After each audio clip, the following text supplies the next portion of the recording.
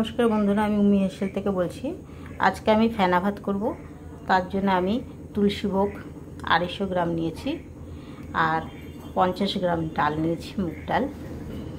আর এর ভিতরে সবজি দিয়ে করব বলে বরবটি নিয়েছি, বিনস নিয়েছি, পটল নিয়েছি, একটা টমেটো নিয়েছি, একটা কাঁকরোল নিয়েছি, একটু কুমড়ো নিয়েছি, একটা ঝিঙে নিয়েছি, একটা গাজর নিয়েছি, একটু পালং শাক নিয়েছি, কটা কাঁচা লঙ্কা দিয়েছি।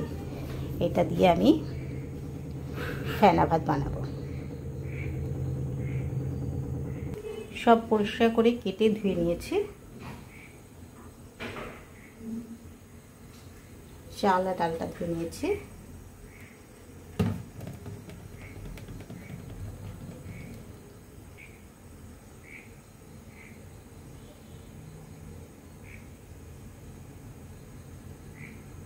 জলটা ফুটে গেছে, আমি চালটা দিয়ে দিলাম।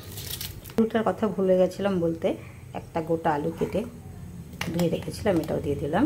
ওটাও দিয়ে দিলাম, ওটাও দিয়ে দিলাম,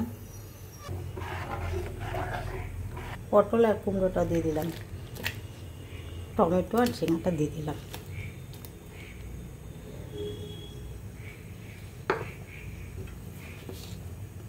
স্বাদ অনুযায়ী সন্দক নিয়ে নিলেন বন্ধুরা, এটা সন্দক নুন। ফেনা ভাত তো হলুদ দেয় না, কিন্তু ওই সবজি দিচ্ছি বলে সামান্য হলুদ দিলাম।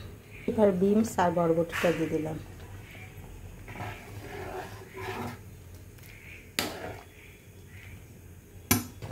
এটা গোটা কাঁচা লঙ্কা দিলাম, চিড়ে দিইনি, বাচ্চারা খাবে।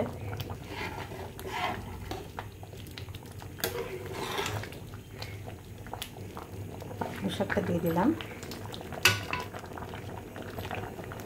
আর এটা একটু ধনে পাতা দিয়ে দিলাম।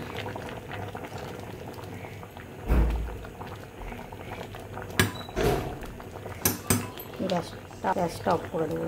আমার ফেনা ভাতটা হয়ে গেছে, এবার পরিবেশন করে তোমাদের আমি দেখাবো। একটু জল জল না থাকলে এটা টেনে নেবে পুরো। উপোস মুখে তো খুবই ভালো লাগে এটা খেতে, আর চট জলদি হয়ে যায়, বেশি টাইম লাগে না।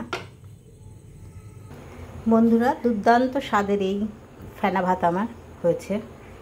এটা বাটার দিয়েও খেতে পারো, কেউ ঘি দিয়েও খেতে পারো, যার যেরকম যার যেরকম ইচ্ছা, যার রুচি যেরকম সে সেরকম দিয়ে খায়। আর এটা আমার হয়ে গেছে, তোমাদের সার্ভ করে দেখিয়ে দিলাম।